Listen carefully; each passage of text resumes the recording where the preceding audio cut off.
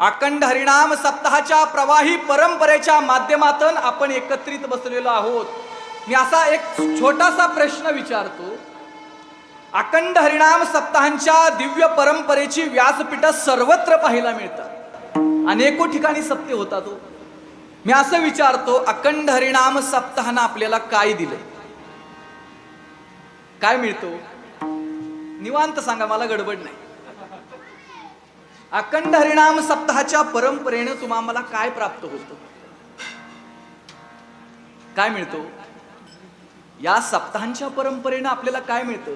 सप्ताहांच्या परंपरेच्या सादरीकरणाचा हेतू काय, उद्देश काय, ध्येय काय, एका वाक्यात जर सांगायचं म्हटलं तर मानवी जीवनामध्ये जीवाला श्रेय मार्गाने मार्गस्थ करून देण्याकरता साधू संत महात्म्यांनी पुरुषार्थपूर्वक केलेला अलौकिक प्रयास म्हणजे अखंड हरिनाम सप्ताह। मानवी जीवनामध्ये जीवाला श्रेय मार्गाने मार्गस्थ करून देण्याकरता साधू संत महात्म्यांनी पुरुषार्थपूर्वक केलेला प्रयास म्हणजे अखंड हरिनाम सप्ताह।